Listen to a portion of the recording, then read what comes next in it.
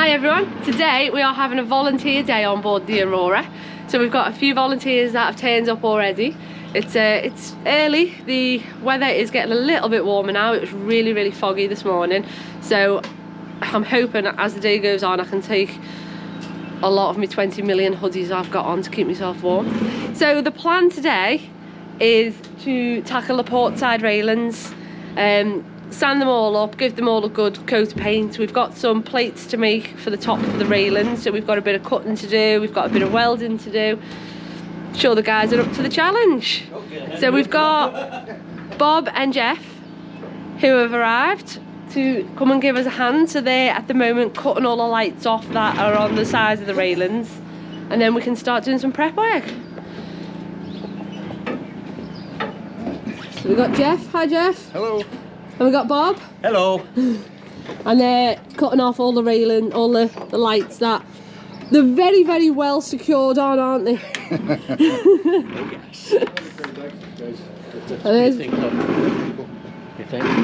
We got Captain Steve. Hi. How are you?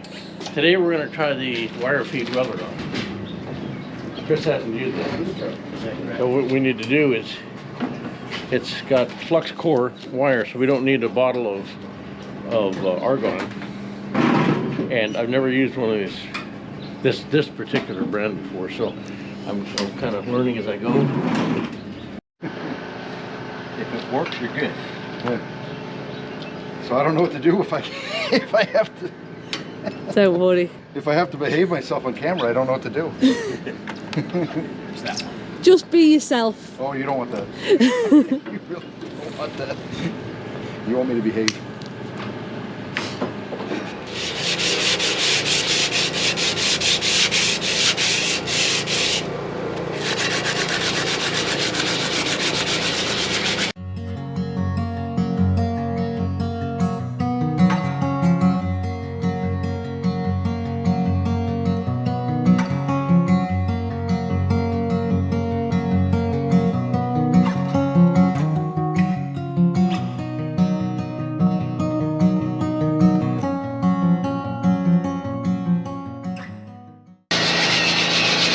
Very dirty work. So just still sanding all the railings, just trying to make them as smooth as we can so when the paint goes on it looks nice. Bob is doing a fantastic job. He's like myself, he's a perfectionist. We're getting on, Bob. Oh.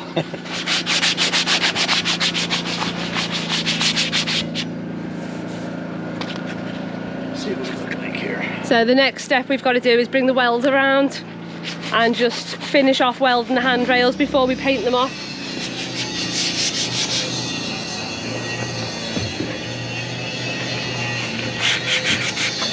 So I think Steve's going to bring the welds around, and I might have a go at welding. Why not? If it all goes wrong, always get the grinder out. Go and have a little look, see what Jeff's up to.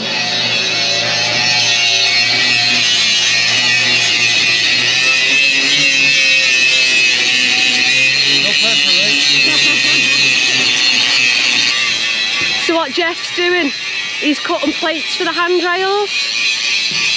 So there's a lot of handrails that still haven't got the plates on. So Jeff's cutting loads of plates up so they can be welded onto the posts that haven't got them. So they're all working really hard.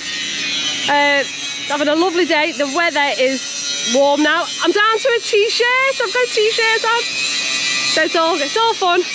Definitely gonna need a good hot shower tonight.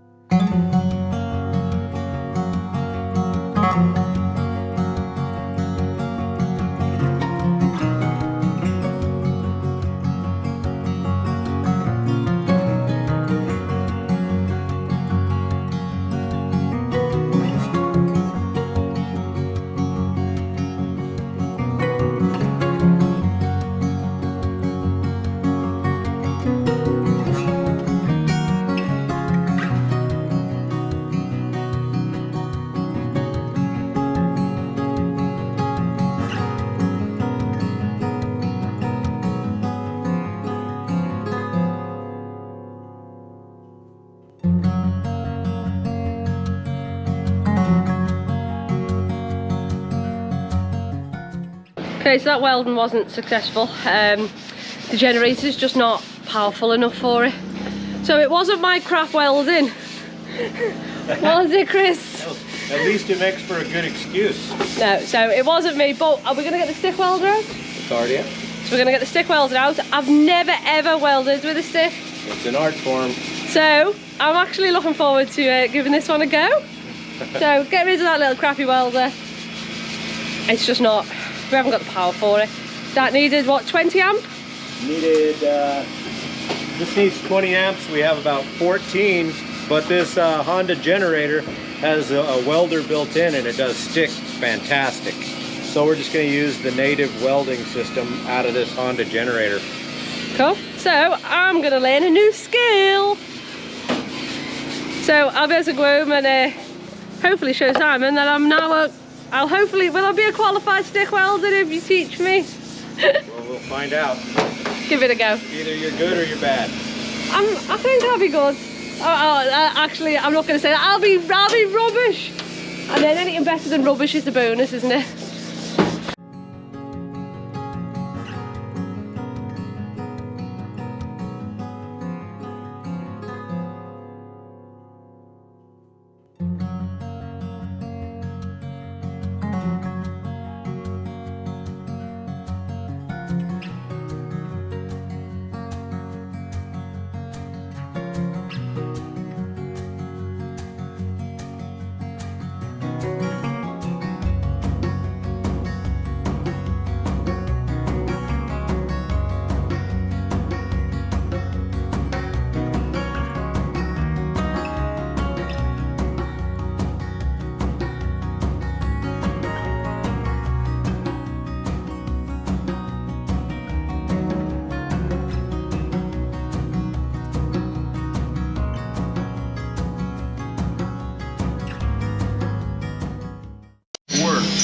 Butt crack!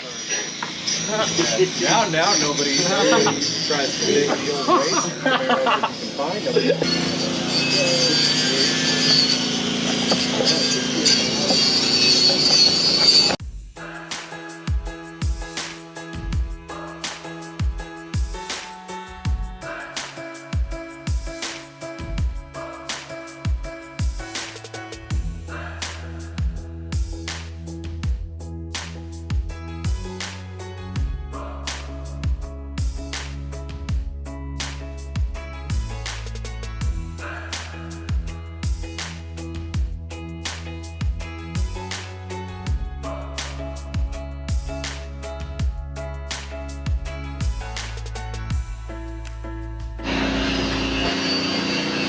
That railing's starting to look really good now.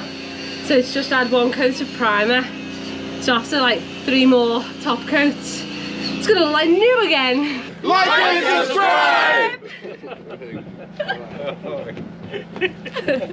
You hit the bell.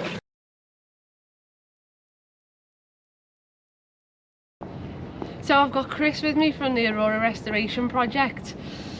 I want to ask you a question. Why? Why did you buy the Aurora? That's a good question. Half crazy, you know, half motivated to actually save a historic ship. So, Because our stories are very similar, aren't they? Obviously, we didn't plan on buying a boat and seeing it on eBay, and you didn't plan on buying a boat either, did you? And seeing it on Craigslist? no, didn't plan on buying it. Actually, that was the first boat that I've ever had, big or small. Really? Yeah. Is it the first boat you've ever owned? Yeah. Is a big cruise liner? Yeah, so I was very ambitious. You know, could I pull it off, saving a big ship like this? You know, I think so, and I've always thought so, and I've done a pretty good job. You know, maybe it's not fully restored, but I've kept it around for another 13 or 14 years. So you know, it's actually taking major steps the last couple of years in being restored. And all I can see is up for this ship right now. Yeah, so it's because the size of it, it's not like restoring a boat, it's like restoring a big massive like hotel or something, isn't it? Because the sheer size, you know, it's like a huge, massive sort of commercial space or whatever. You have to look at pieces at a time. If you look at the overall thing and you say, oh, I have to restore the whole thing, you know, give up now, just walk away. Never restore anything big. Yeah, I thought we were really brave taking on Surinder. And then you just look at the Aurora and it's a whole different level. We have a lot of followers and a lot of people that actually want to see it come back, and a lot of people that would like to see it. Shut up, we're filming! Oh my, we've got some attention seekers over here. They want in on the camera action. It's got some lungs, doesn't it? So yeah, a lot of people want to see it come back, and a lot of people follow us to see what we're doing, and our progress is gaining a lot of momentum. So I have no doubt that this ship will be around in another 100 years. So have you got, obviously, I know from myself is when we bought Surinder, we never had a long-term plan, and apart from, like, you know, doing the D-Day crossing, we haven't got a plan. Are you the same as us? Did you buy it just to save it and you haven't really got a long-term plan yet? No. Or have you got ideas? You know, I've had, my plans have kind of changed over the years, and they kind of changed to fit the, you know, what's needed the most. So originally I was thinking about selling fractional ownerships and bringing it back, and it could just be a coastal cruiser, and I think that that's still a great idea. And then, you know, later on the plan became a little bit more simplified about creating like a, you know, restaurants, bed and breakfast, kind of like a mini Queen Mary, and that makes quite a bit of sense. But you know, we've got all of our running gear still. We've got all of the engines and the shafts and the props. I mean, it's all still there, so maybe it does make more sense to at least bring it back to where it could be a coastal cruiser. Yeah, and after going in that engine room, wow, just the size of the engine room, I think you could probably fit our boat in it about 3 times. I don't think even on camera, as you'll see if you go over to Chris's channel, he's doing an engine room tour. But I don't think even on camera you can pick up the sheer scale of it and just the size of the engines. I was like, wow, just in awe, totally blown away. So, you know, even concentrating on like one room at a time, some of the rooms are bigger than most people's boats. Yeah, it's like it's trying to restore 10 houses at one time, and your houses are made of steel. So it adds a whole new parameter to the boat restoration thing. Yeah. So I know myself, boats, we all know boats aren't cheap, and sort of on your scale, I can't even imagine the cost. And I know, like, obviously when we bought Surinder, we didn't, you know, we're not rich people, we didn't have a big budget to restore it. We're sort of working as we go. What about you? No, same thing. I mean, you know, we're running on a shoestring budget, but the difference between now and trying to do this project 20 years ago, because you get a lot of people going, you're never going to complete this, you just don't have the money. But we have something now that we didn't have 20 years ago, and that's massive social media networking. People you know, willing to help out all over the world. You being able to share your story to people that actually want to reach out and help. I found that's been my favourite part of our journey, is meeting new people, and you know, the amount of people who are so passionate as us, who want to come down and give us their time and help us. So you must have that as well, of your volunteers wanting to come and support you. Yeah, we have a pretty massive amount of volunteers. The last couple of years we've had, you know, COVID. So that hasn't helped us any, but we're slowly starting to bring volunteers back, and you know, we do take large strides when we have more people willing to help out and pitch in, and you know, we're very grateful for the people that have helped out. Yeah. So obviously after going down into your bilges yesterday and stuff, the boat is remarkably dry. Your bilge didn't have a drop of water in it, so it just goes to show how good of a boat she actually is. And double hulled, is she? She's got 9 sealed compartments and she's a double hull, so the chances of her sinking are pretty minimal. And also she's in fresh water, so that's kind of like a good preservation for the high iron content that old ship is built with. So if it did sink, you wouldn't even notice. It's in such shallow, fresh water. So I take it you are planning one day to dry dock it when the time is right, but I can't even imagine how much that would cost. Yeah. Have you got any idea how much it'd be for a dry dock? I've got ideas, and it really depends on what you plan to do with the ship. But there's different prices. If I wanted to pull it out and patch the thin metal, and maybe block off some of the intakes, that's one price, and it's really relatively expensive compared to if you wanted to take it back out to sea, where you'd have to replace a lot of the bottom. But I take it you are talking of hundreds of thousands, if not millions, sort of, depending on... Well, hundreds of thousands for one, and probably over $1 million for the other. Yeah. Well over $1 million, maybe $1.5 million.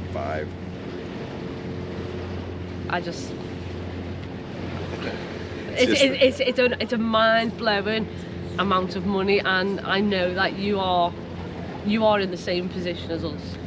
A lot of the dry docks are, for museum ships, they're willing to help out. In some cases, like you could share the dry dock with other boats and things like that. So, I mean, we're absolutely going to be shopping around for the best deal when it's time to do this. And if we have to pull it out to do the patching at first, and then we have to pull it out again later, I mean, this isn't a short-term project. So, we're going to do what we can just to preserve the ship. Yeah, because she is a historic vessel, isn't she? There's not many left. How many in the world sort of equivalent to the Aurora do you think there is? I think maybe a small handful, but in this country there's only 3 vintage liners. In the United States we have only 3 left, and this is one of them, and it's got just as much history as the rest of them. So she needs saving. She really does, and I've got every faith in you that you're going to do it. I'm going to do it. Obviously everything always comes down to money, doesn't it, and stuff like that, but the work that you've done on the Aurora so far has been absolutely fantastic, and it's just hats off to you.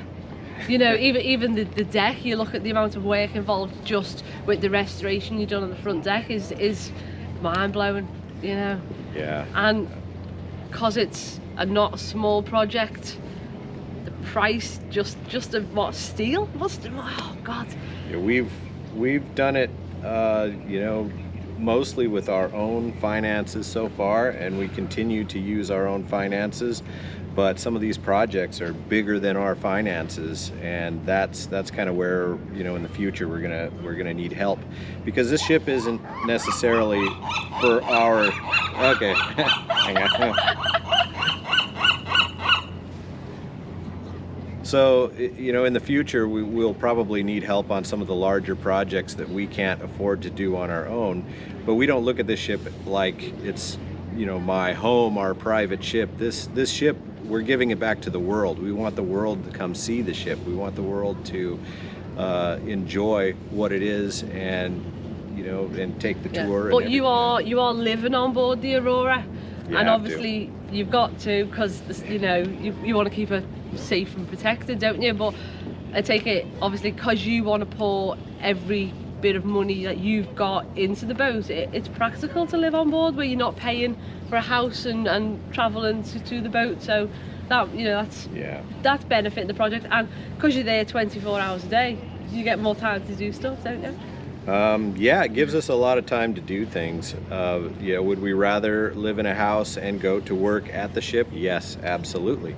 But I mean, the ship's, it's getting nicer and nicer, so it's very tolerable to live on board, and we're able to protect the ship against people coming on to take copper wire and pipes and things, strippy parts. And I totally understand that. But I've got every faith in you the way you have in me, you know. So it's great that I've been able to come over here and help you out, and I can't wait for Chris to come over to the UK and teach you how to do some copper nails and roads, and because obviously it's total different. You've got a metal ship, I've got a wooden boat, so but I can't wait. and That's a gonna lot, be fun. you know, skills are transferable, aren't they? So I've got every faith that you'll come over and do a fantastic job. So maybe in the summer when we're doing the decks, I know That's a you good are time. good at decks.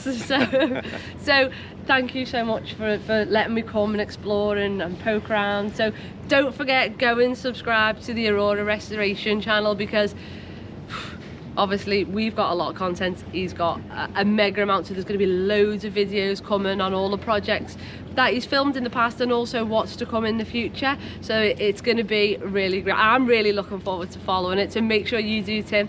Thanks for watching. See you next week.